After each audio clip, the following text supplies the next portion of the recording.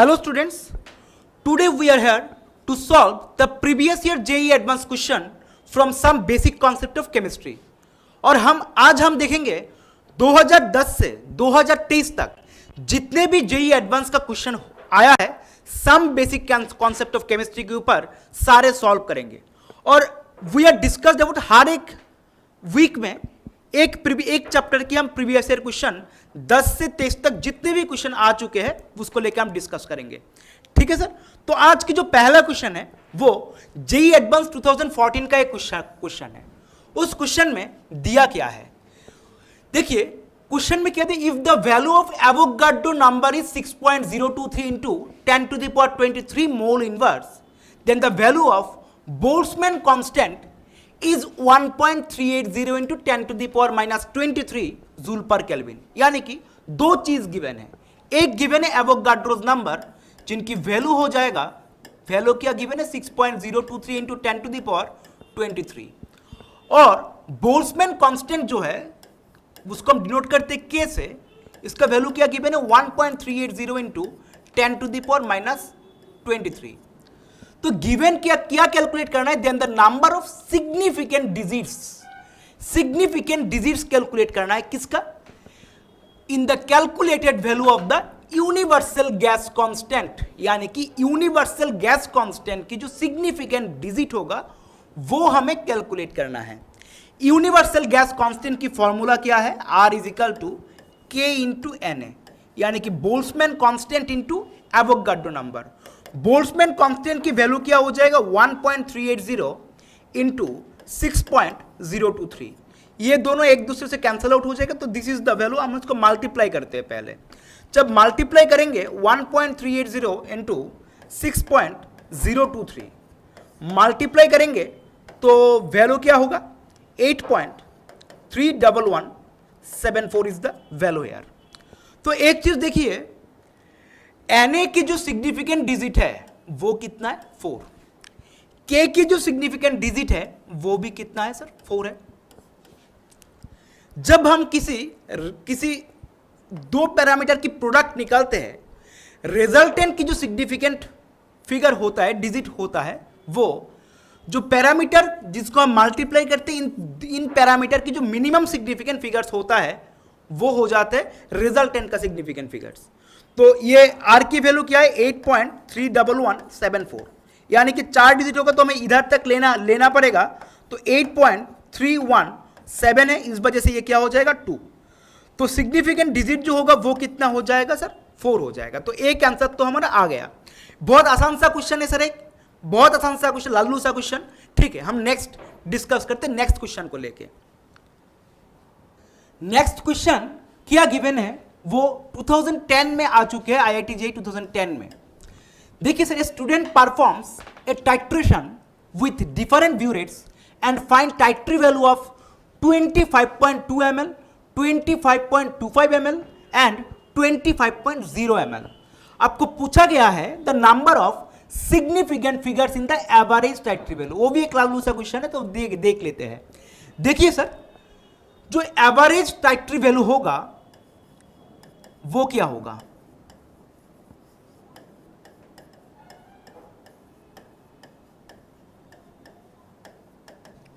वो हो जाएगा 25.2 प्लस 25.25 प्लस 25.0 डिवाइडेड बाय कितने हो जाएंगे 3। तो रिजल्टेंट जो होगा वो कितना होगा सर 25.15। देखिए मैं पहले क्वेश्चन में भी बता चुका हूं, जो रिजल्टेंट होता है, रिजल्टेंट की जो सिग्निफिकेंट डिजिट होगा वो क्या होगा, जिस सब्सटेंस की मिनिमम सिग्निफिकेंट फिगर्स होता है। देखिए इसमें सिग्निफिकेंट डिजिट कितना है सर 3, इसमें कितना है 4, इसमें भी कितना है सर 3। तो हमें क्या लेना है 3 हो जाएगा सिग्निफिकेंट डिजिट, यानी कि रिजल्टेंट क्या हो जाएगा 25.1।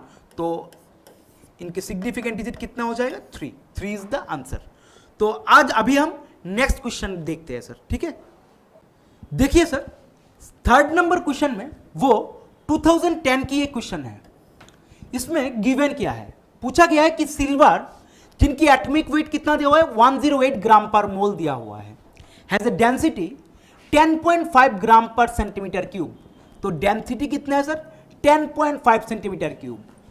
डेंसिटी क्या गिवन है 10.5 ग्राम पर सेंटीमीटर क्यूब। ठीक, the number of silver atoms on a surface of area 10 to the power minus 12 meter square can be expressed in scientific notation as y into 10 to the power x। आपको क्या पूछा गया है, the values of x, x की वैल्यू क्या होंगे, इधर 10 to the power पावर की जो वैल्यू है वो क्या होगा। तो देखते हैं, डेंसिटी तो गिवन है, इस डेंसिटी से हम क्या बोल सकते हैं कि 1 सेंटीमीटर क्यूब में जो सिल्वर एटम होगा, इनकी मास क्या है, मास ऑफ सिल्वर एटम कितने होंगे 10.5 ग्राम। ठीक सर, देखिए सर, तो फिर 1 सेंटीमीटर क्यूब में मोल्स ऑफ सिल्वर एटम क्या होगा, मोल्स निकालने का जो फॉर्मूला है वो क्या है, given mass by gram atomic mass, क्योंकि वो एक एटम है। तो 10.5 और इनकी जो एटॉमिक मास गिवन है वो कितना दिया हुआ है सर 108, तो 10.5 बाई 108 हो जाएगा आंसर। देखिए सर, तो फिर 1 सेंटीमीटर क्यूब में मोल्स निकाल लिया, हमें क्या पूछा गया है, नंबर ऑफ सिल्वर एटम्स निकालना है। तो 1 सेंटीमीटर क्यूब में number of atoms of silver atom क्या हो जाएगा 10.5 by 108 into N Avogadro number. देखिए ये क्या आ गया सर, 1 सेंटीमीटर क्यूब में कितने नंबर ऑफ सिल्वर एटम्स है 1 सेंटीमीटर क्यूब में। क्वेश्चन क्या पूछा गया है sir, 10 to the power minus 12 metre square में कितने सिल्वर एटम होंगे। तो 1 सेंटीमीटर क्यूब में अगर इतने नंबर ऑफ सिल्वर एटम है तो 1 सेंटीमीटर में नंबर ऑफ सिल्वर एटम क्या हो जाएगा, इनको आप क्या करोगे 10.5 by 108 into NA to the power 1/3 हो जाएगा। तो हमें अभी सेंटीमीटर स्क्वायर, तो 1 सेंटीमीटर स्क्वायर, क्योंकि इनके ऊपर स्क्वायर क्या है, स्क्वायर दिया हुआ है, मीटर स्क्वायर है, तो हम सेंटीमीटर स्क्वायर को आराम से मीटर स्क्वायर में कन्वर्ट कर सकते हैं, या मीटर स्क्वायर को आराम से सेंटीमीटर स्क्वायर पे कन्वर्ट कर सकते हैं। इस वजह से हम इनके सेंटीमीटर स्क्वायर की निकाल लेते हैं। 1 सेंटीमीटर स्क्वायर में नंबर ऑफ सिल्वर एटम कितने हो जाएंगे 10.5 बाई 108 इंटू NA इंटू क्या हो जाएगा 2/3 हो जाएगा वैल्यू। ठीक सर, तो 1 सेंटीमीटर स्क्वायर में कितने नंबर ऑफ एटम्स है वो पता चल गया। देखिए हमें क्या क्वेश्चन में क्या गिवन है 10 to the power minus 12 metre square given है, उसको अगर हमने सेंटीमीटर स्क्वायर में कन्वर्ट करें तो क्या हो जाएगा 10 to the power minus 8 centimetre square.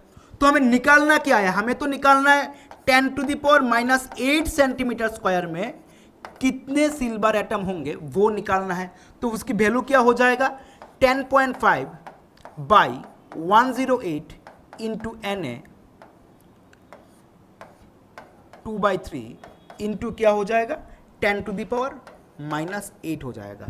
जब इनको हम कैलकुलेट करेंगे तो वैल्यू क्या होगा, देखिए सर, तो देखिए सर 10.5 कुछ सॉल्यूशन कर लेते इधर, 10.5 by 108 into 6.023 into 10 to the power 23 to the power 2/3 हो गया, और साथ में इंटू किया है sir 10 to the power minus 8। उसको जब हम सॉल्व करेंगे तो वैल्यू क्या होगा, वैल्यू आ जाएगा, इनको सॉल्व कीजिए, इनका वैल्यू होगा 1.5 into 10 to the power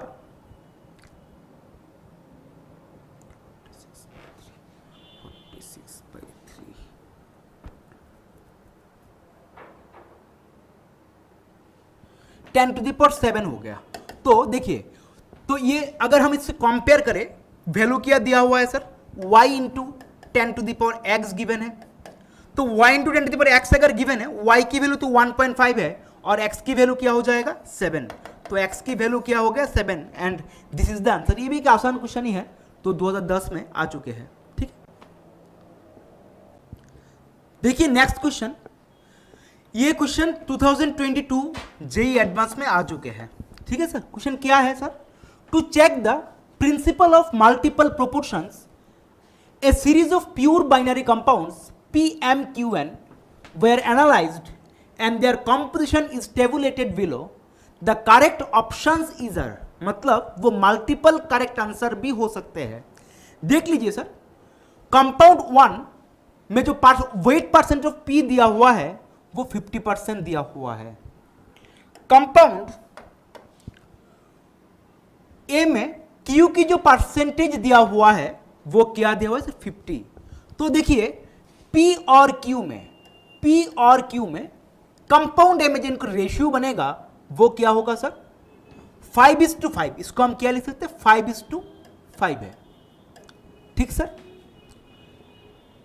compound 2 में 44.4 और वो कितने? 55.6 है। 55.6 को हम अगर 55.5 मान ले तो रेशियो क्या बनेगा? 4:5 बनेगा। 4:5 बनेगा। नीचे वाले जो थर्ड नंबर जो कंपाउंड दिया हुआ है, इस कंपाउंड में वेट परसेंटेज ऑफ P जो है वो कितना दिया हुआ है? 40, और वेट परसेंट ऑफ Q जो दिया हुआ है वो कितना दिया हुआ है? 60।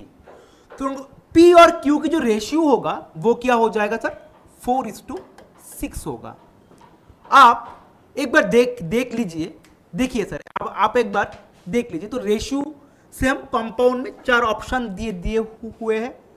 तो देखिए सर, पहला जो हम इसको एक ऐसे भी एनालाइज कर सकते हैं, 5:5 है तो ये इसको आप 1:1 भी लिख सकते हो। तो ये 4 है, ये 4 है, ये 5 है, ये 6 है। तो इस वजह से हमने इसको 4:4 कर दिया। ये 5:5 है और ये 4:5 है और ये 4:6 है। देखिए Q 1 करके इंक्रीज हो रहा है, Q की रेशियो इंक्रीज हो रहा है। मल्टीपल प्रोपोर्शन यही कहा है इन्होंने। क्या कहा था? जब P कांस्टेंट है तब Q सिंपल रेशियो में रहेंगे, वो करेक्ट है। देखिए ऑप्शन ए जो दिया हुआ है वो कितना क्या है? If empirical formula of compound 3 is P3Q4। Empirical formula of P3 क्या हो गया सर? P3Q4 हो गया। आपको पूछा गया है then the empirical formula of the compound 2। Compound 2 की जो एम्पिरिकल फॉर्मूला वो क्या होगा? देखिए कंपाउंड 2 की जो एम्पिरिकल फॉर्मूला होगा, देखिए अगर P3 है, हाँ P तो कांस्टेंट है, तो P में Q की वैल्यू क्या हो जाएगा? 4 × 5/6 हो जाएगा। 5/6 हो जाएगा। तो P × 5/6 होगा तो 2 से कैंसिल आउट करो तो ये हो जाएगा P3Q 10/3 होना चाहिए था। वो क्या दिया हुआ है सर? P3Q5, मतलब वो ऑप्शन तो गलत है। सेकेंड ऑप्शन चेक कर लेते हैं। पूछा गया है if empirical formula of compound 3 is P3Q2। Empirical formula compound 3 की जो दिया हुआ है वो क्या दिया हुआ है सर? P3Q2 दिया हुआ है। आपको पूछा गया है atomic weight of element P is 20। Atomic weight of P क्या दिया हुआ है सर? 20 दिया हुआ है। तो P और Q की जो रेशियो है वो क्या है सर? 3/2 है। एटॉमिक वेट क्या दिया हुआ है? 20। Then atomic weight of Q निकालना है तो क्या होगा? एटॉमिक वेट, इनकी वेट क्या दिया हुआ है? 40/20 डिवाइडेड बाई ये Q की क्या है? 60 हम Q को M मान ले। इसको देख लेते हैं कि 40 पे बात आते हैं कि नहीं। देखिए 20 से करोगे तो 2 होगा, तो 3/2 इज इक्वल टू 2/60 M। तो M क्या होगा? 60 × 3/4 15 और 3 × 15 45 हो गया। यानी कि Q की वैल्यू जो आ रहा है वो कितना है सर? 45 है। यानी कि ये ऑप्शन तो करेक्ट है। तो देखते हैं हम third number option. If empirical formula of compound 2 is PQ। Compound 2 की जो एम्पिरिकल फॉर्मूला है वो कितना है? PQ, मतलब 1:1 रेशियो में है। ठीक है। Then the empirical formula of the compound 1 is, देखिए इसको हम P1:P1Q1, मतलब हम इसको क्या लिख सकते हैं? P5Q5 लिख सकते हैं। तो कंपाउंड 1 जो गिवन है वो क्या हुआ है सर, P5Q4 है। देखिए उसको हम ऐसे भी एनालाइज कर सकते हैं, देखिए P5 P5 P5 Q5, तो ये क्या हो जाएगा Q4। ऐसे भी हम इसको एनालाइज कर सकते हैं, अगर एनालाइज नहीं करें तो इसको ऐसे भी कर सकते हैं। देखिए P1 Q1 है, तो दूसरा क्या हो जाएगा, कंपाउंड किसकी, 2 और 1 के बीच में रिलेट कर रहे हैं, तो Q की जो रेशियो होगा वो क्या होगा, P तो 1 हो जाएगा, और Q की जो रेशियो होगा वो कितना कितना होगा, 1 इंटू 4/5, 1 इंटू P1 है, 1 इंटू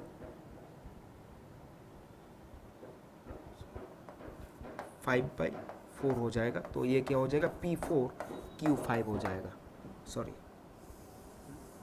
P1 Q1 है, हाँ P1 Q1 है, तो इसको हम P5 Q5 भी लिख सकते हैं।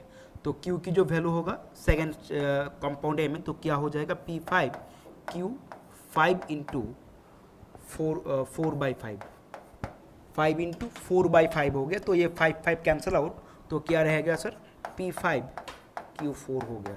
यानी कि ऑप्शन सी बी क्या है सर, करेक्ट। ऑप्शन डी में क्या दिया हुआ है, if atomic weight of P and Q are 70 and 35 respectively, the empirical formula of compound 1 क्या होगा। देखिए एटॉमिक वेट ऑफ P और Q की क्या दिया हुआ है सर, 70 एंड 35, तो atomic weight of the compound 1 तो क्या हो जाएगा, 50/75, और एक क्या हो जाएगा सर, 50/35। तो ये हो जाएगा आपका,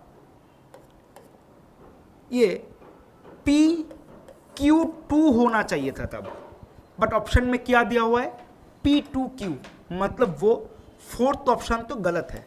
देखिए मल्टीपल प्रोपोर्शन का ये इतने की हिस्ट्री में, मैंने जेई एडवांस या IIT जेई की जो हिस्ट्री है, इनमें पहली बार 2022 में क्वेश्चन आया है। ठीक है सर, तो ये भी एक आसान क्वेश्चन ही था। सॉल्व करते हैं हम नेक्स्ट क्वेश्चन को लेके। 5 नंबर जो क्वेश्चन है वो भी जेई एडवांस 2022 में आ चुके हैं। देखिए वो एक तरीके की सिग्नेचर क्वेश्चन है जेई की। अब जितने भी जेई हिस्ट्री में जितने भी some basic concept of chemistry के ऊपर जितने भी क्वेश्चन आ चुके हैं, वो क्या है, इनकी बैकबोन रहता है इनऑर्गेनिक, बट क्वेश्चन को सॉल्व करने के लिए आपको फिजिकल केमिस्ट्री की जरूरत है, मतलब मोल कॉन्सेप्ट की जरूरत है। देखिए ये इस तरीके क्वेश्चन आपको हर साल एक तो मिलता ही है, तो ये आप एक तरीके से कह सकते हो वो एक सिग्नेचर क्वेश्चन है जेई एडवांस की। देखिए सर क्वेश्चन क्या गिवन है, the treatment of an aqueous solution of 3.74 gram of CuNO3 with excess Ki results in a brown solution along with the formation of a precipitate. Passing H2S through this brown solution gives another precipitate X. मतलब क्या हुआ, जब हमने इस aqueous solution को treatment किया किसके साथ, एक्सेस Ki के साथ, वो एक्सेस वो एक क्लासिकल टाइट्रेशन है भाई। एक्सेस Ki के साथ जब रिएक्शन किया भाई क्लासिकल टाइट्रेशन है, तो देख लेते हैं CuNO3 होल 2 को साथ जब मैंने Ki का रिएक्शन करवाया, क्लासिकल टाइट्रेशन होगा इधर, और Ki जो है वो पहले CuNO3 होल 2 रिड्यूस होके this will be reduce to Cui, इसमें कन्वर्ट होगा, वो एक प्रिसिपिटेट फॉर्म करेगा, व्हाइट कलर की एक प्रिसिपिटेट फॉर्म करेगा, और इधर Ki जो है वो क्या फॉर्म करेगा, वो I3- फॉर्म करेगा, और I3- जो है वो ऑक्सीडाइज होके वो क्या फॉर्म करेगा, I3-, वही है ब्राउन सॉल्यूशन। एक्चुअली वो ब्राउन सॉल्यूशन क्या हुआ, क्यों हुआ, इसको ब्राउन सॉल्यूशन क्यों कहते हैं हम पहले समझ लेते हैं। ये Ki जब ऑक्सीडाइज्ड होता है तब वो I2 और I- में कन्वर्ट हो जाते हैं, और ये इसको हम कहते हैं I3-, और वही है ब्राउन सॉल्यूशन। ठीक है सर, जब मैंने इन ब्राउन सॉल्यूशन के साथ H2S को पास किया, मतलब जब हम इससे H2S को पास किया तब क्या फॉर्म हुआ sir? Then gives another precipitate X, तब वो देखिए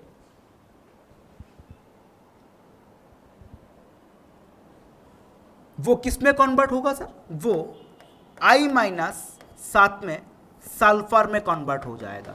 इधर जो प्रिसिपिटेशन है ब्राउन सॉल्यूशन की जब H2S की में रिएक्शन करवाया तब जो प्रिसिपिटेट X फॉर्म हुआ, this is nothing but S only. तो देख लीजिए सर, हमें क्या चाहिए? प्रिसिपिटेट X की अमाउंट चाहिए हमें। किसकी अमाउंट चाहिए? प्रिसिपिटेट X की अमाउंट चाहिए इन ग्राम। ठीक है सर, तो एक बार चेक कर लेते हैं क्या होगा। देखिए सर, I माइनस और सल्फर में कन्वर्ट हो रहा है। देखिए इधर मिली इक्विवेलेंट ऑफ Cu2 प्लस जो होगा, इक्विवेलेंट ऑफ Cu2 प्लस, इधर से रिएक्शन इधर S मिल रहा है, मतलब मिली इक्विवेलेंट ऑफ Cu जो होगा this will be equal to the milli equivalent of sulphur. देखिए वो क्या है, उसमें CuNO3 होल 2 का पहले गिवन मास गिवन था, वो क्या गिवन है? 3.74 ग्राम गिवन है। देखिए CuNO3 63 प्लस 28 प्लस 96, ये क्या हो जाएगा? 187 हो जाएगा। तो 3.74 बाई 187 जो वैल्यू होगा वो कितना होगा? 0.02 मोल्स हो जाएगा, 0.02 मोल्स। ठीक सर, तो देखिए हमें क्या पता? Milli equivalence of Cu equal to हो जाएगा मिली equivalence of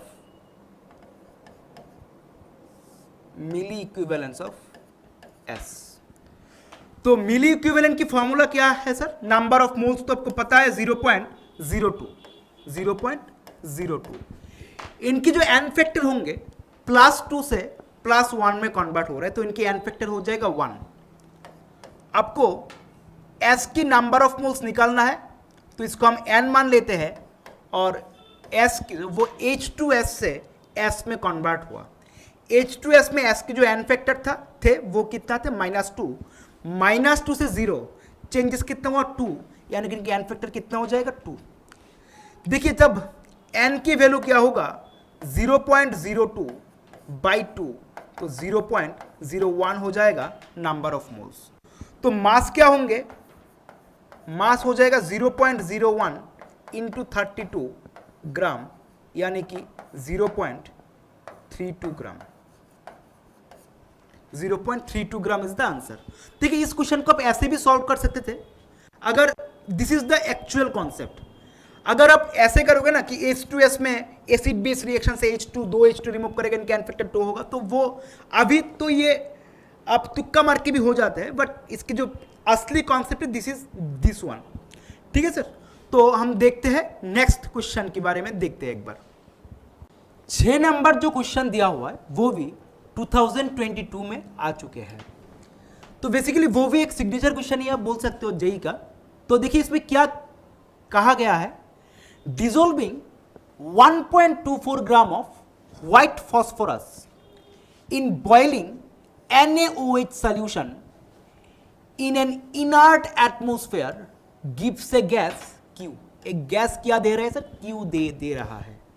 And the amount of CuSO4 in gram required to completely consume the gas Q। मतलब ये Q गैस क्या हो रहा है वो हमें समझना है।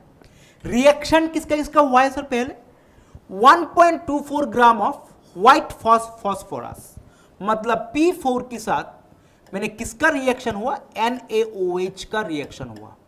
इनकी मास क्या गिवन है? 1.24 ग्राम, तो मोल्स क्या हो जाएगा sir? 1.24 into divide by 31 into 4, तो आंसर क्या आएगा? 0.01 मोल्स आ जाएगा सर, P4 की मोल्स। ठीक सर, जब NaOH के साथ वो रिएक्शन करेगा, वो क्या फॉर्म करेगा? NaH2 और साथ में क्या आएगा? PO2 आएगा और साथ में PH3, मतलब फॉस्फीन गैस। देखिए यानी कि गैस जो आ रहा है इधर Q जो है this is nothing but phosphine gas है। ये फॉस्फीन गैस है और हमें क्या पता फॉस्फीन एक अच्छा रिडक्टेंट तो नहीं है। देखिए सर एक माइल्ड रिडक्टेंट कह सकते हो। देखिए अभी इस Q के साथ हमने CuSO4 को रिएक्ट करवाया, is required to completely consume the PH3 gas, यानी कि कितने अमाउंट ऑफ CuSO4 चाहिए। तो PH3 उसके बाद किसके साथ रिएक्ट किया सर, PH3 रिएक्ट किया CuSO4 के साथ। जब PH3 CuSO4 के साथ रिएक्ट करेगा और हमें क्या पता CuSO4 is a mild oxidant, और जब CuSO4 PH3 के साथ रिएक्ट करेगा तो क्या फॉर्म करेगा Cu3P2, एक ब्लैक कलर पीपीटी फॉर्म करेगा। वो black coloured PPT, black coloured PPT form कर लिया। देखिए सर तो वो भी एक खूबसूरत क्वेश्चन है, क्योंकि वो भी इस क्वेश्चन हम पहले भी बोल चुके ऐसे क्वेश्चन हर साल आते हैं सर जेईई एडवांस में। मैं क्लास में भी ये इसको लेकर डिस्कस कर चुका हूं कि ये क्वेश्चन हमेशा मिलेगा आपको, हर एक एग्जाम में मिलेगा। ठीक है, उसमें क्या हुआ, ब्लैक कलर्ड पीपीटी तो फॉर्म कर रहा है, तो वो क्या होगा, रिएक्शन क्या होगा वो देखना है।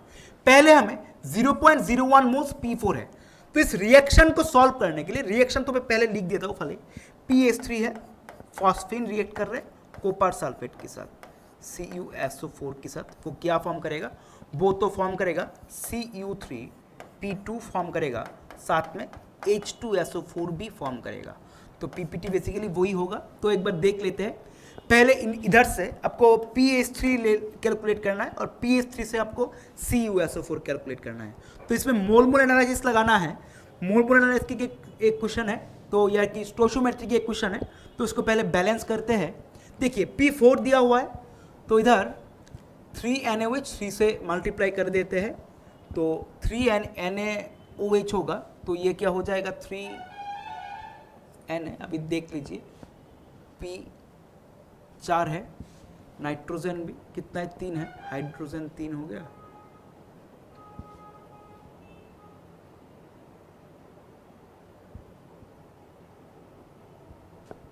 साथ में H2 भी आएगा, इसमें 3H2 लगा दो। ठीक है, तो इसमें 0.01 मोल्स है, PH3 की क्वांटिटी क्या होगा 1/1 इंटू 0.01, तो PH3 की मोल्स भी कितना आएगा 0.01 आएगा। तो अब इसको भी बैलेंस करना है, तो Cu कितना है 3, इसको 3 से मल्टीप्लाई करो तो SO4 आ गया, 3 से मल्टीप्लाई करो तो इधर P कितना है 2। अभी देखो बैलेंस है कि नहीं, SO4 तो 3 है, हाइड्रोजन कितना है 6, हाइड्रोजन 6 हो गया, Cu 3 है, फॉस्फोरस 2 है। ठीक है, बैलेंस केमिकल रिएक्शन है। तो क्या हो जाएगा इनका मोल्स 3/2 इंटू 0.01, तो आंसर क्या होगा 3 इंटू 1.5 इंटू 0.01 आ गया। तो अब हमें क्या निकालना है, हमें मास निकालना है, या तो फिर कह सकते हो 1.5 इंटू 10⁻⁻², तो मोल्स हो गया। आपको मास पूछा है, Cu कॉपर की जो मास दिया है वो 63 दिया हुआ है, तो GMM कितना होगा 63 प्लस आपको क्या आ जाएगा 63 प्लस आपका सल्फर है 32, ऑक्सीजन है 64, यानी कि 159 हो गया। तो जब मास निकालेंगे, मास निकालने का फॉर्मूला क्या है, मोल्स 1.5 इंटू 10⁻² इंटू 159 ग्राम हो जाएगा। तो इसको अगर मल्टीप्लाई करोगे तो कितना होगा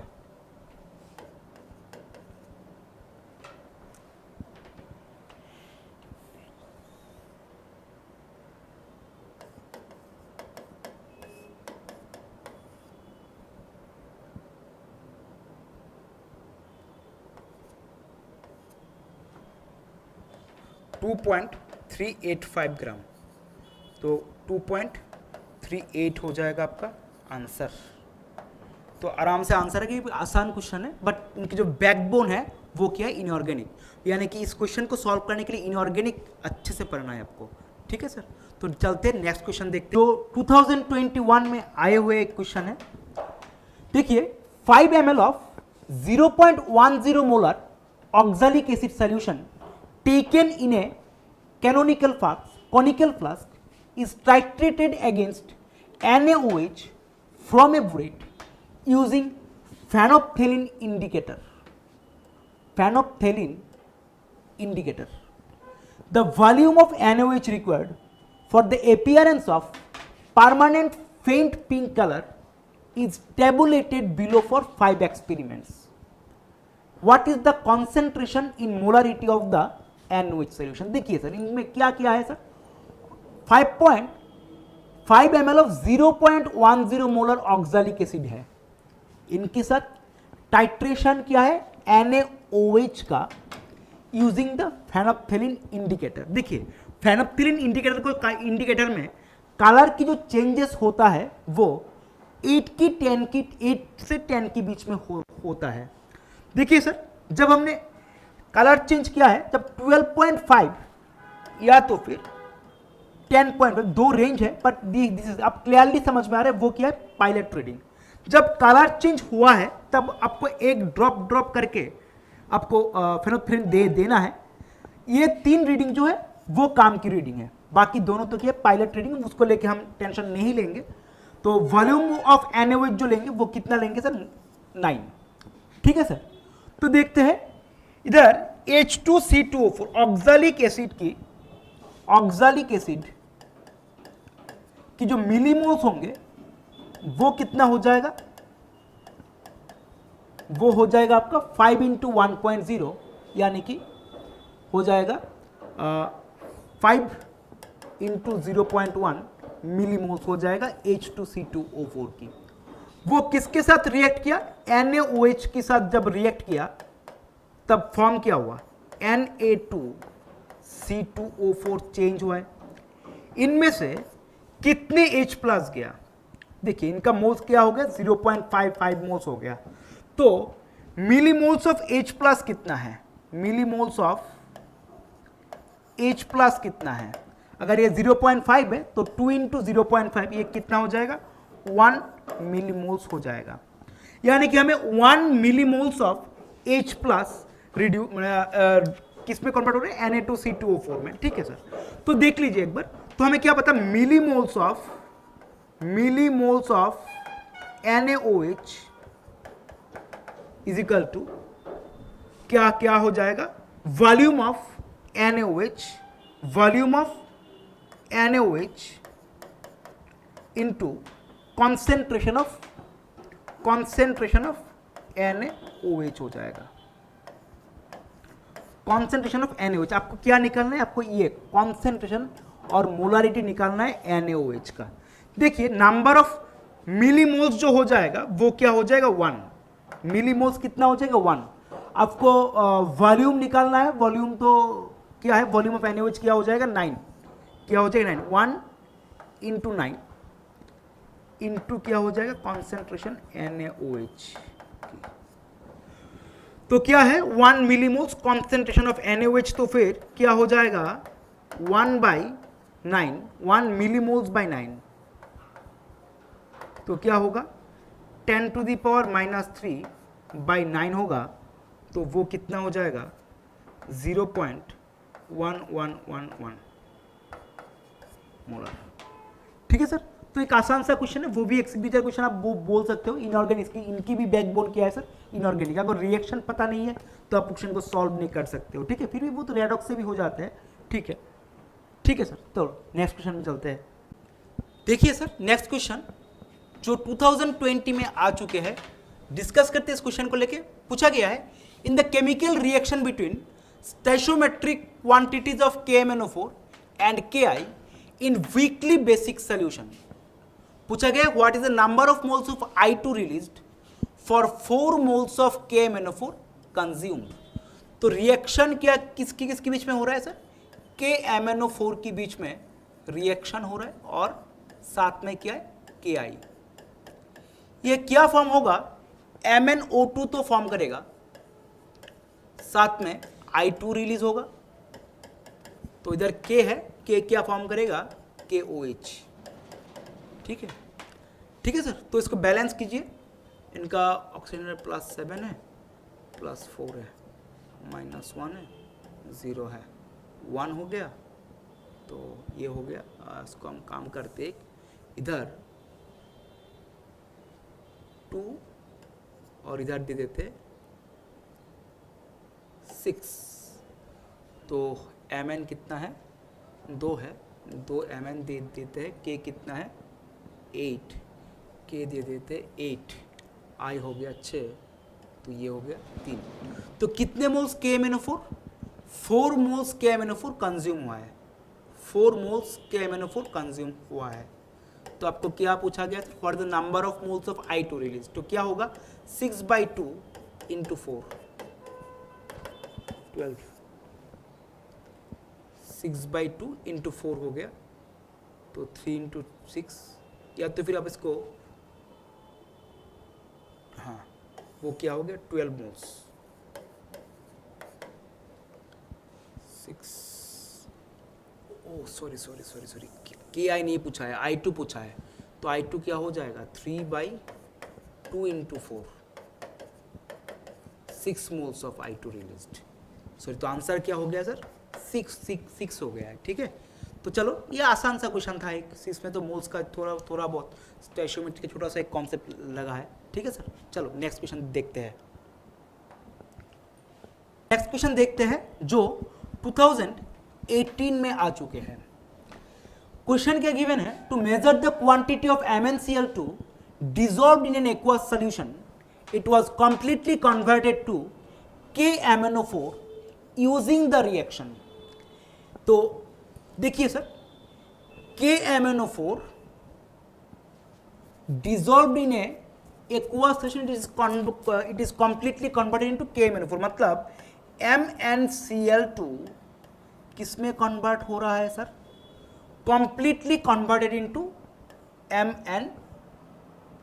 KMnO4 में कन्वर्ट हो रहा है। मतलब अगर इनकी मिलीमोल्स x है, अगर इनकी मिलीमोल्स x है, तो इनका भी मिलीमोल्स क्या हो जाएगा सर, x मिलीमोल्स होगा,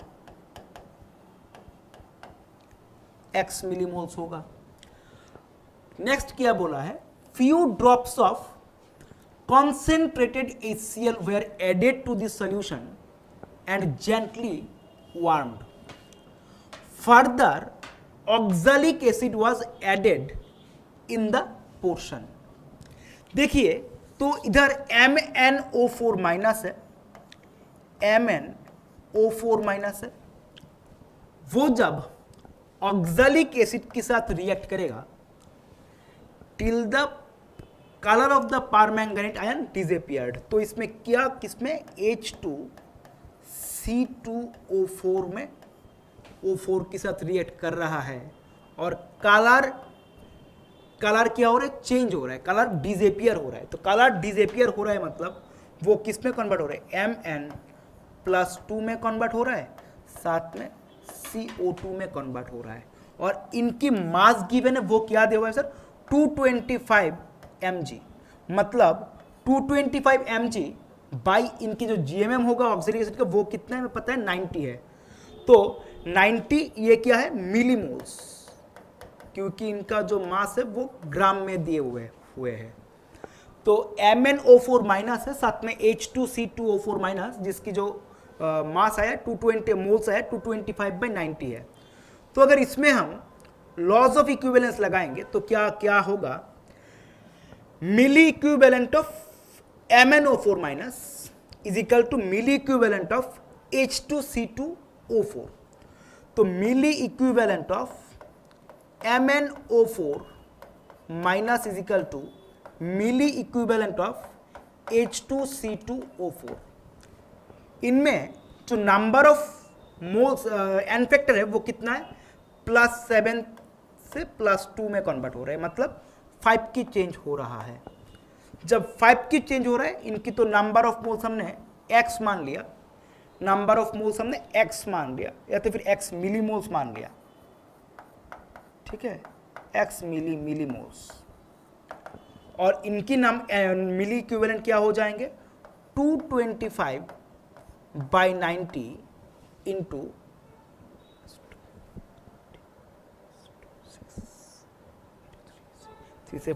इंटू एन फैक्टर क्या हो गया 2 हो गया। तो x की जो वैल्यू होगा वो x की वैल्यू क्या होगा, इधर x की वैल्यू होगा 2 इंटू 225 बाई 90 इंटू 1/5, तो 5 से करोगे डिवाइड तो हो जाएगा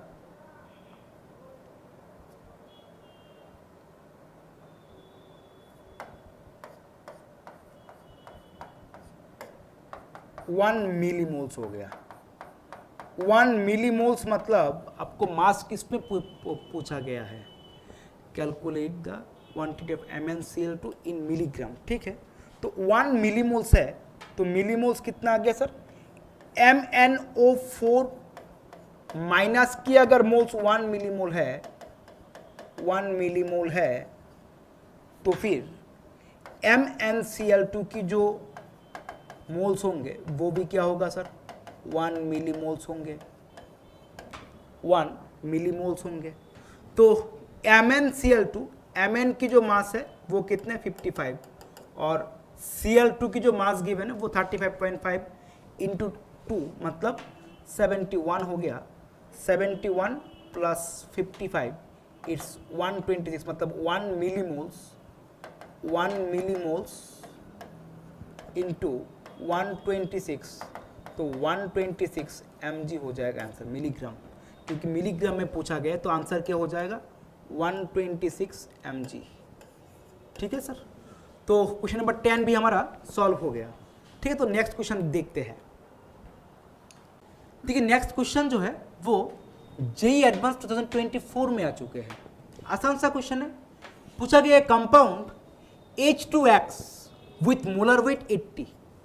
देखिए H2X की जो मोलर वेट है वो 80 ग्राम गिवन है, is dissolved in a solvent having density कितना दिया हुआ है sir, 0.4 gram per ml, assuming no change in volume upon dissolution, मतलब डिसोल्यूशन करने से वॉल्यूम की कोई चेंजेस नहीं आया है।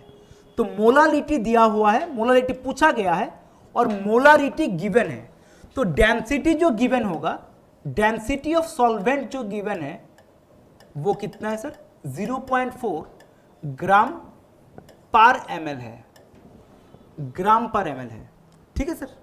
तो एज्यूमिंग नो चेंज मतलब इनकी जो मोलारिटी गिवन है वो कितना गिवन है, 3.2 मोलार गिवन है। देखिए 3.2 मोलारिटी का मतलब क्या है, मतलब ये है 3.2 moles of solute, moles of solute किसमें प्रेजेंट होगा, 1000 ml ऑफ सॉल्यूशन में, मतलब 1 लीटर ऑफ सॉल्यूशन में।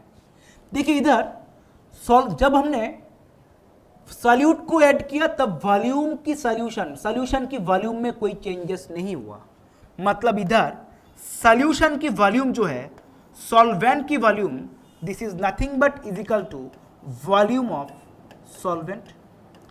सॉल्वेंट की वॉल्यूम जो होगा वो यही होगा, 1000 ml सॉल्यूशन का वॉल्यूम है, सॉल्वेंट का भी वॉल्यूम 1000 ml ही होगा, ठीक है सर। तो मोलालिटी का जो फॉर्मूला है वो क्या है सर, वो है moles of solute by weight of solvent in KG, ठीक। तो फिर हमें वॉल्यूम ऑफ सॉल्वेंट तो पता है वो कितना है सर, 1000 ml। डेंसिटी क्या गिवन है सर, 0.4 ग्राम पर ml। तो हमें क्या पता, density is equal to mass by volume. Density कितना है 0.4, मास हमें निकालना है, वॉल्यूम कितना है 1000 ml। तो मास जो आएगा वो कितना होगा, 400 ग्राम होगा। ग्राम में जब हम केजी में कन्वर्ट करेंगे तो कितना होगा देख लेते हैं। देखिए मोल्स ऑफ सॉल्यूट तो है 3.2, ठीक, और वेट ऑफ सॉल्वेंट जो आ गया वो है 400 ग्राम इंटू 1000, ठीक है। तो रिजल्टेंट जो आएगा वो कितना होगा देख लीजिए सर, पॉइंट को हटा दीजिए, इंटू 10 कैंसिल आउट हो गया, 2 0 कैंसिल आउट हो गया, तो 8 हो गया आपका आंसर। तो मोलारिटी जो आएगा वो क्या आएगा आपका 8। तो हमारा आंसर इसका आ गया, मोलारिटी आसान सा क्वेश्चन है, 8 आ गया सर, ठीक है। तो नेक्स्ट क्वेश्चन देखते हैं। देखिए सर नेक्स्ट क्वेश्चन जो है वो 2011 में आ चुके हैं।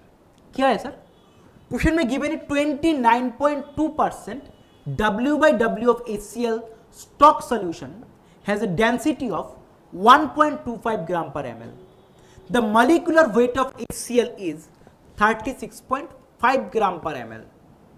The volume of stock solution required to prepare a 200 ml solution of 0.4 molar HCl. 0.4 molar HCl क्या गिवन है? Density of stock solution given है, वो कितना है? 1.25 ग्राम पर ml. देखिए sir, the volume of stock solution required to prepare a 200 ml. देखिए sir, molarity of HCl दिया हुआ है सर, वो कितना दिया हुआ है? 0.4 मोलर. वॉल्यूम क्या गिवन है? 200 ml. तो HCl की जो मोल्स होंगे, मोल्स ऑफ HCl, वो क्या होगा? मिलीमोल्स लिख देते हैं, क्योंकि वॉल्यूम जो है वो ml में दिया हुआ है. 0.4 इंटू 200 हो जाएगा. तो मोल्स ऑफ HCl क्या होगा? मोल्स ऑफ HCl क्या होगा? 0.4 इंटू 200 इंटू 10⁻³ हो जाएगा. तो मास ऑफ HCl कितने होंगे? मास ऑफ HCl कितने होंगे? 0.4 into 200 divided by 1000 into 36.5. 36.5 given है. 2 0 कैंसिल आउट, 2 से दोगे तो 5 हो जाएगा. तो 36.5 इंटू 4, जब 5 से डिवाइड कर दो, 5 7 35,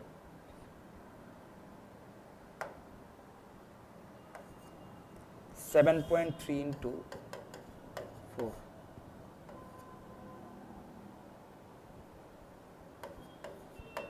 2.92 हो जाएगा आपका मास ऑफ HCl. तो इनकी percentage W/W of HCl stock solution जो दिया हुआ है, इनकी क्या गिवन है सर? 29.2% W/W. इसका मतलब क्या है? 100 ग्राम सॉल्यूशन में 29.2 ग्राम HCl है. 100 ग्राम सॉल्यूशन में 29.2 ग्राम क्या HCl, मतलब 29.2 ग्राम में 100 ग्राम सॉल्यूशन. ठीक है सर. 1 ग्राम में कितना हो जाएगा? 100/29.2 ग्राम. तो 2.92, इसको देख के ही बता सकते हैं 10 ग्राम होगा, तो फिर भी कर लेते हैं. 100/29.2 इंटू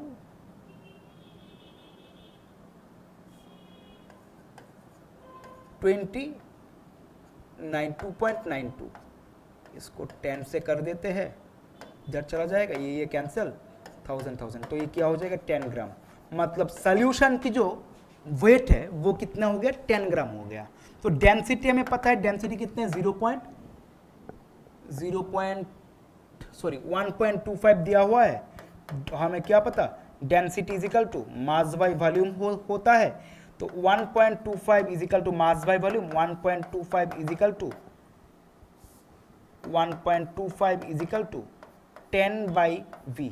तो V इज इक्वल टू क्या हो जाएगा? ये हो जाएगा 10/1.25 ml, which is nothing but 8 ml. ठीक है. तो आंसर जो आ गए वो 8 ml आ गए. वो भी एक आसान सा क्वेश्चन है कॉन्सेंट्रेशन टर्म्स के ऊपर. ठीक है. तो अभी नेक्स्ट क्वेश्चन देखते हैं. ठीक है. नेक्स्ट क्वेश्चन एक 2011 में आने वाले क्वेश्चन है.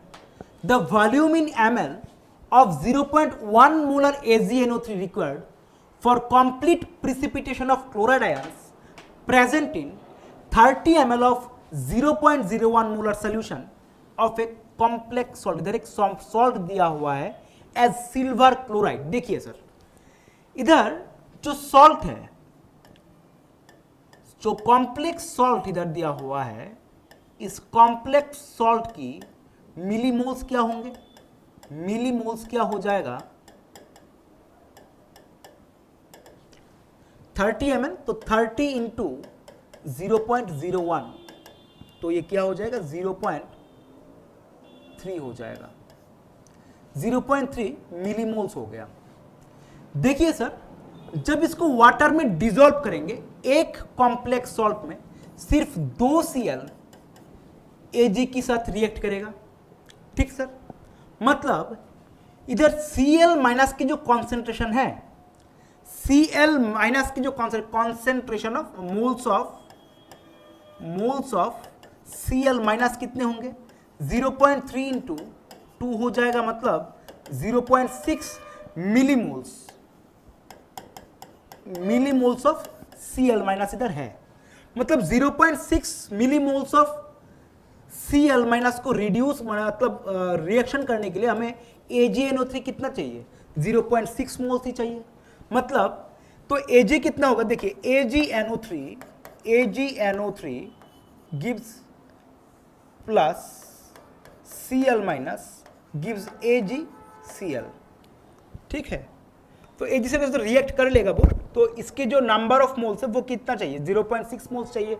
तो क्या हो जाएगा, देखिए वॉल्यूम चाहिए हमें, तो वॉल्यूम इज इक्वल टू क्या हो जाएगा सर, नंबर ऑफ मोल्स हो गया आपका, number of moles of AgNO3 लग गया आपका 0.66 मोल्स, मोलारिटी है 0.1, तो 0.1 है मोलारिटी, तो इनकी जो मिलीमोल्स है वो कितना है 0.6 बाई जो मिलीमोल्स हो गया, तो ये जो वॉल्यूम आएगा वो किस में आएगा ml में आएगा, तो वॉल्यूम क्या होगा 0.6 by 0.1 is equal to 6 ml। Answer कितना आ गया सर 6 ml। तो ये आपका नेक्स्ट क्वेश्चन हमने कर लिया, 2011 वाला क्वेश्चन हो गया आसानी से, आसान क्वेश्चन है। ठीक है, नेक्स्ट क्वेश्चन देखते हैं सर। ठीक है, ये इस साल आने वाले एक क्वेश्चन है, इस साल आया है ये क्वेश्चन, देखिए बहुत इंपॉर्टेंट क्वेश्चन है, देख लीजिए। ठीक, the stoichiometric reaction of 516 gram of dimethyl dichlorosilane with water result in a tetrameric cyclic product X in 75% yield. The weight in gram of X obtained. देखिए सर, पहले डाइमिथाइल डाइक्लोरोसिलेन मतलब CH3 whole to Cl2Si, इनकी reaction किसके साथ हुआ है sir, H2O के साथ हुआ है। किसके साथ हुआ है सर, H2O के साथ। ठीक है, ये जब रिएक्ट करेगा पहले तो जो कंपाउंड फॉर्म करेगा वो होगा मिथाइल SiOH होल टू, वो बाद में किस में कन्वर्ट होगा सर, वो बाद में टेट्रामेरिक साइक्लिक प्रोडक्ट जो होगा, देखिए वो टेट्रामेरिक साइक्लिक प्रोडक्ट जो होगा वो क्या होगा, वो होगा methyl oxygen silicon, methyl oxygen silicon, methyl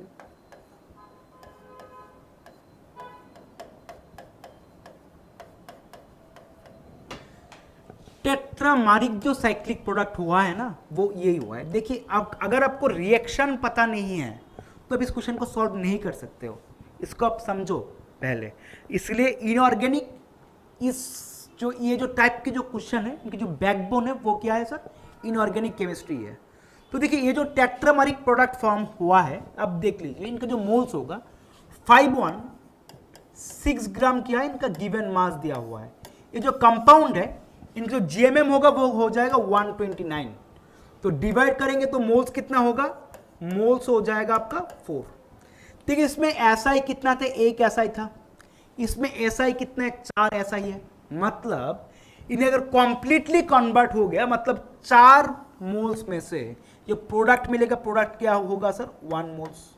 आपको इधर यील्ड भी दिया हुआ है, कितने यील्ड है सर 75%, होना क्या चाहिए था 1 मोल्स, होगा कितना 1 इंटू 0.75 मोल्स, तो इनके जो मोल्स होंगे वो क्या होगा 1 इंटू 1 मोल्स इंटू 0.75, तो मोल्स क्या हो गया 0.75 हो गया।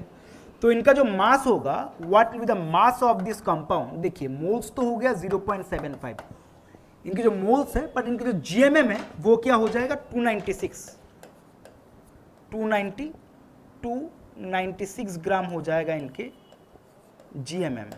तो टोटल मास मल्टीप्लाई करने से जो मास होगा वो कितना होगा 222 ग्राम। तो इसके जो आंसर है वो क्या हो जाएगा 222 ग्राम हो जाएगा। ठीक है सर, तो एक आसान सा क्वेश्चन है, ये भी बन गया, बट इस तरीके की क्वेश्चन के लिए आपको इनऑर्गेनिक अच्छे से आना चाहिए। ठीक है, चलो नेक्स्ट क्वेश्चन देखते हैं। ठीक है सर, ये जो क्वेश्चन दिया हुआ है वो भी 2023 में आने वाले क्वेश्चन है, बट वो एक रेडॉक्स रिएक्शन की क्वेश्चन है। वो फिलहाल some basic concept of chemistry का तो नहीं है, वो रेडॉक्स रिएक्शन का है। देखिए H2S reacts completely with acidified aqueous potassium permanganate solution।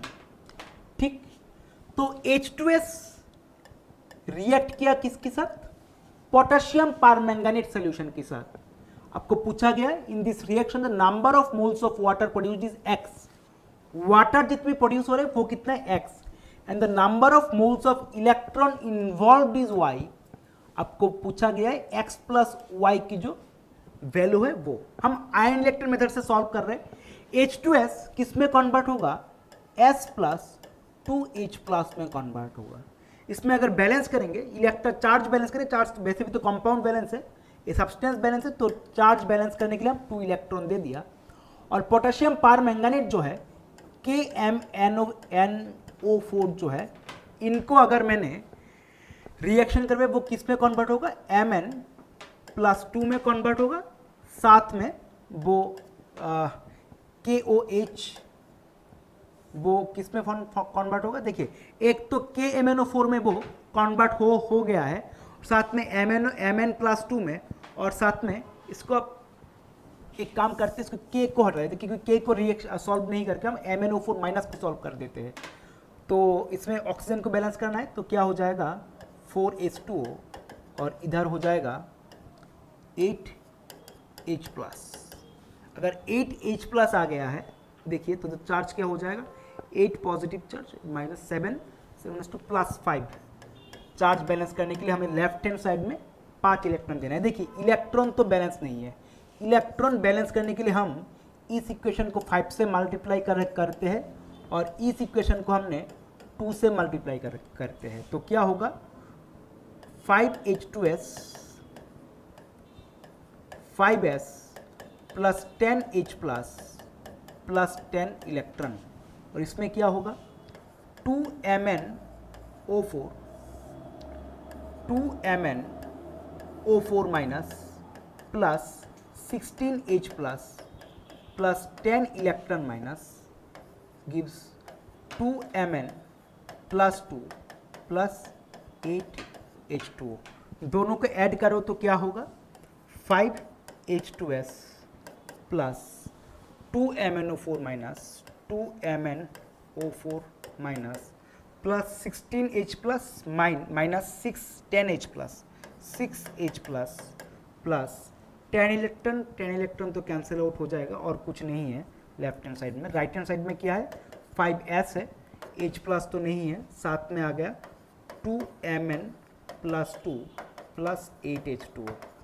देखिए इसमें इलेक्ट्रॉन इन्वॉल्व कितना हुआ है, जितने मोल्स ऑफ इलेक्ट्रॉन इन्वॉल्व हुआ है उसको इन्होंने किससे डिनोट किया है सर, Y से डिनोट किया है। तो इलेक्ट्रॉन इन्वॉल्व तो है y इज इक्वल टू कितना है 10, और x क्या है सर, वाटर कितना प्रोड्यूस्ड हुआ है, वाटर कितना प्रोड्यूस्ड हुआ है सर 8, और x क्या है सर 8, यानी कि x प्लस y की जो वैल्यू है वो कितना हो गया 8, कितना हो गया सर 18 हो गया, वो कितना हो गया 18, यानी कि आंसर जो आ जाएगा वो कितना आ जाएगा सर 18 आ जाएगा। ठीक है सर, तो देखते हैं हम नेक्स्ट क्वेश्चन। चलो ठीक है सर, नेक्स्ट क्वेश्चन देखते हैं जो 2023 में आने वाले एक क्वेश्चन है। देखिए इसमें इस क्वेश्चन की एक खासियत है, इसको सॉल्व करने के लिए आपको ऑर्गेनिक केमिस्ट्री की भी जरूरत पड़ेगा। ठीक है सर, बट आसान सा रिएक्शन ही है, देखते हैं। देखिए the reaction of 4 methyl oct 1 इन, मतलब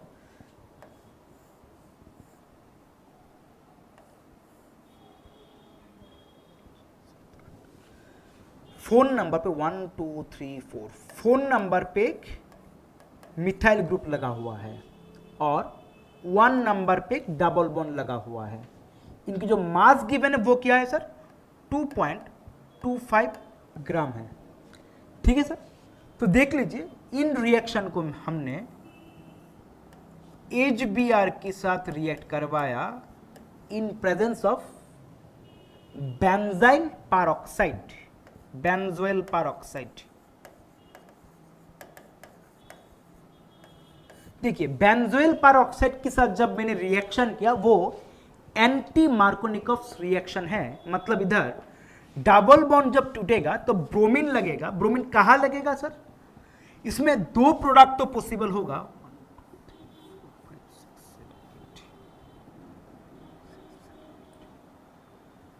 देखिए इधर जो ब्रोमीन लगेगा पहला केस में तो लगेगा इधर एंटी मार्कोनिकोव रिएक्शन, और 1 2 3 4 इधर तो मिथाइल है, और साथ में और एक प्रोडक्ट फॉर्म करेगा,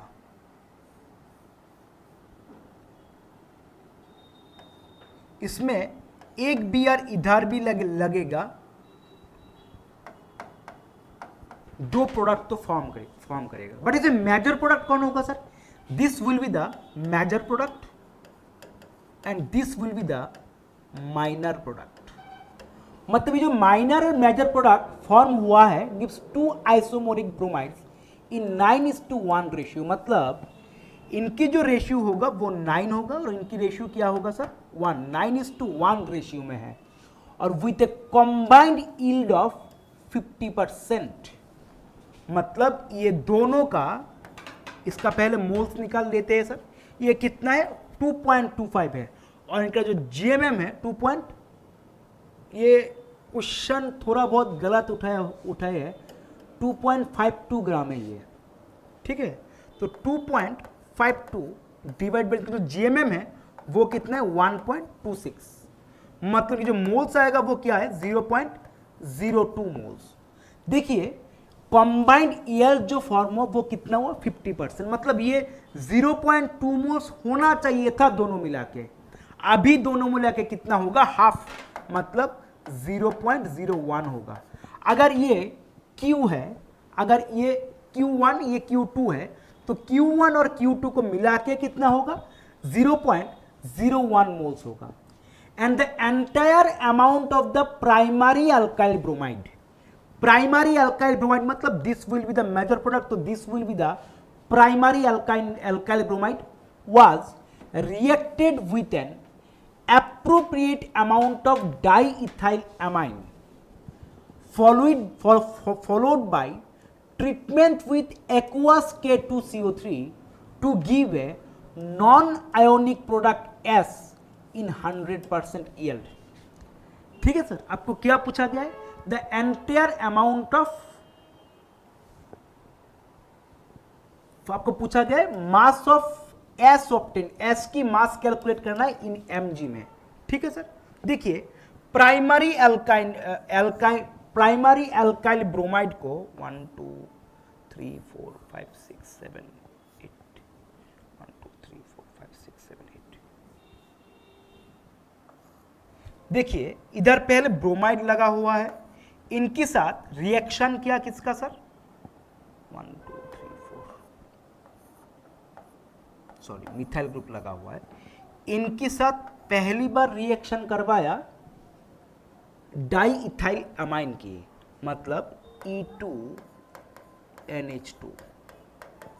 जब रिएक्शन करवाया तो प्रोडक्ट क्या फॉर्म होगा सर? देख लीजिए, तब ये जो Br हटेगा और NH ये प्रोडक्ट होगा, तब ये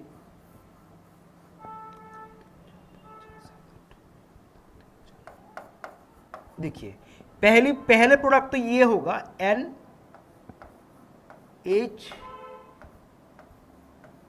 इथाइल। ठीक है, जब इनके साथ मैंने रिएक्ट करवाया किसका? K2CO3 का,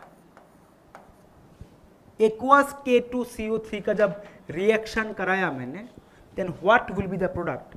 इधर ये प्रोटोनेशन होगा, और जब प्रोटोनेशन होगा तब क्या होगा?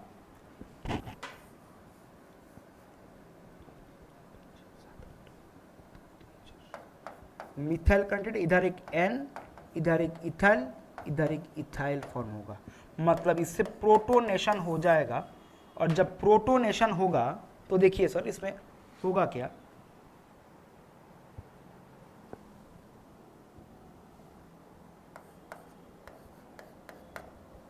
ठीक है सर, ये प्रोडक्ट फॉर्म करेगा, this will be the S, final S. इसमें 100% यील्ड है। देखिए ये दोनों 0.01 मोल्स था, तो अभी इधर जो रिएक्ट करेगा इनकी नंबर ऑफ मोल्स क्या है, ठीक है 0.0 मोल्स, ये दोनों मिला के है। तो प्राइमरी एल्काइल ब्रोमाइड जो है उनका मोल्स क्या होगा, थोड़ा देख लेते इधर, 9/10 इंटू 0.01, तो क्या होगा 0.009 will be the number of moles.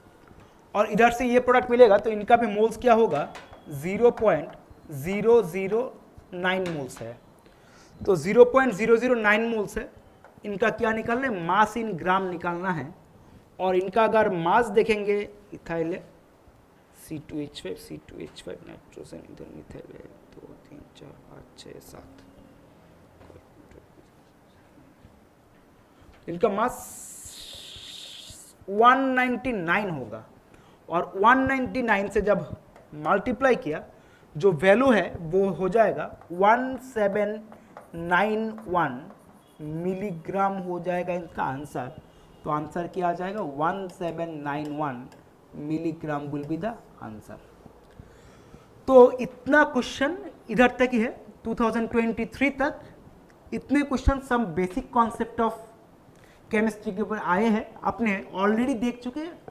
इनकी जो बैकबोन है इस केमिस्ट्री की, इन क्वेश्चंस की सॉल्व करने का, वो क्या है, इनऑर्गेनिक, ठीक है।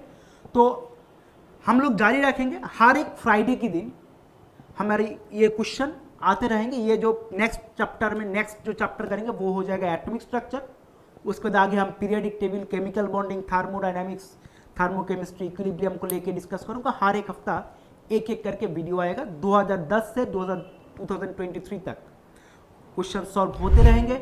जुड़े रहिए हमारे साथ, और प्लीज़ हमारे चैनल को subscribe, like, share and comment कर दीजिएगा, और आगे बढ़िए हमारे साथ, ठीक है। Thanks a lot.